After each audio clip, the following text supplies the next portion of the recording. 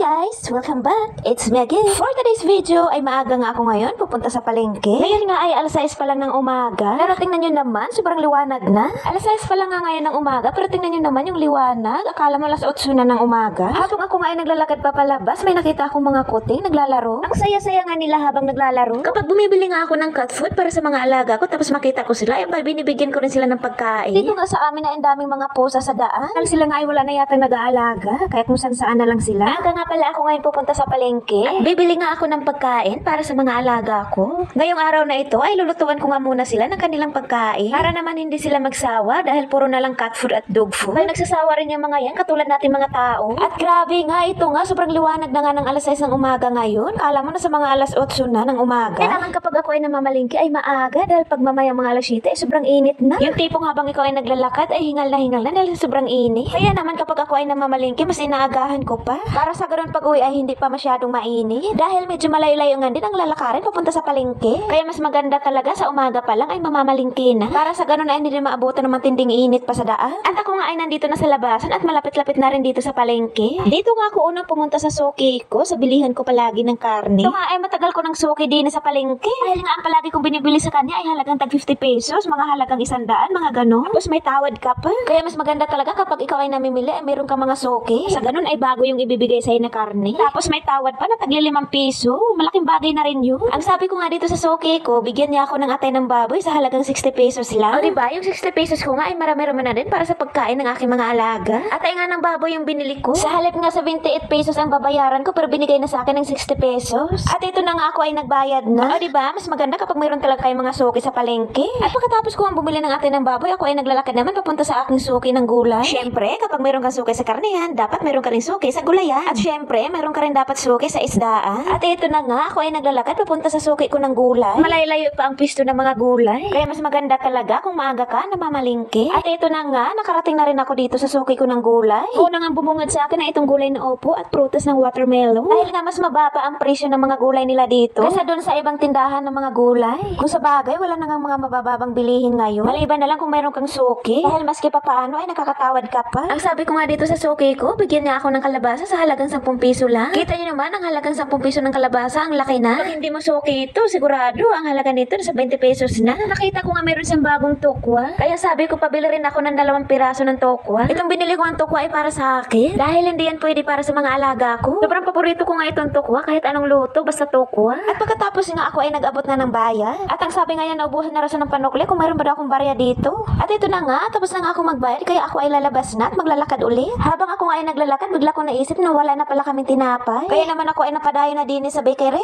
para ako nga ay bibili ng tinapay namin. Ang bibilin ko nga lang naman dito ay itong tasty. Dahil meron pa naman akong palaman na peanut butter sa bahay. Kaya itong malaking tasty na tinapay na nga yung binili ko. Dahil pang merienda namin at pang baon na rin. At meron nga rin silang tindang cake. Sobrang mura nga lang ng mga cakes nila dito. At ito na nga, tapos na akong bumili ng tinapay kaya ako ay papauwi na. At dahil nga bigla kong naalala, nakalimutan ko palang bumili ng sili doon sa suki ko kanina. Mabuti na lang talaga, meron pa ako isa pang suki ng gulay na medyo malapit-lapit. At siling labuyo lang naman sa halagang 5 piso yung bibilhin ko. Marami na nga rin itong 5 piso ng sili. Pag sa iba mabilihin yan ay 10 piso na nga yan. Kaya medyo makatipid tayo ng tagli 5 piso, 2 piso kapag meron talaga tayong mga suki. Shout out nga pala sa inyo sa mga mababait kong suki. At ito na nga, ako ay naglalakad at papauwi na sa bahay. At sana naman ay wala na talaga ako nakakalimutan. At ito na nga, ako ay nandito na sa bahay. Alam ko yung mga alaga ko ay mga nakaabang na yan sa pintuan. Kaya naman ito na ay akin ang bubuksan yung pintuan. Bago ko nga bubuksan ay pinapakaramdaman ko muna kung nandyan sila sa pintuan kasi baka matamaan ko. At maipit pa. Nako, kawawa naman talaga kapag naipit yung mga yan. Bago ko nga tuluyang buksan yung pintuan ay sisilipin ko muna. At magaulat ka na lang din dahil sila ay mga nakasilip na rin. Tapos sabay takbo palabas. Tatakasan na naman ako nitong mga kuting. Itong 3 kuting na nga to ay mababait, hindi katulad ng isa. Itong 3 nga lang kuting ay hindi basta-basta tumatakbo na lang sa labas. Kaya naman pinasok ko muna itong pinamali ko at hahabulin ko pa yung isa na nakawala. Ayan na nga siya, tuwang-tuwa dyan sa labas at may pagulong-gulong pa. At nang damputin ko na nga siya ay bigla pang tuluyang tumakbo sa labas. Kaya naman pinasok ko muna talaga itong pinamili ko at nilagay ko sa kusina. At dito ko na nga siya nakita sa may gilid na. Magdudumi na naman to. Magdudumi ka na naman, hindi mo ba alam na kakaligo mo lang? Kita mo yan ang puti-puti mo dila kakaligo mo lang, kuting ka. Saway ka talaga. Pinapahabol mo pa talaga ako. Mabuti pa nga tong isa, mabait, tamang tingin lang. Ito nga pala si Aser ang pinakamakulit sa kanilang 4 na magkakapatid. Kaya naman sila ay kinulong ko muna kasama na rin pati yung nanay. O diba sa kagagawan mo, pati yung nanay nyo nadamay pa. Diyan lang muna kayo magsiksikan sa kulungan nyo at bubuksan ko lang muna yung pintuan at para tayo ay sumingaw naman dito at dahil sobrang init. Thank you so much for watching!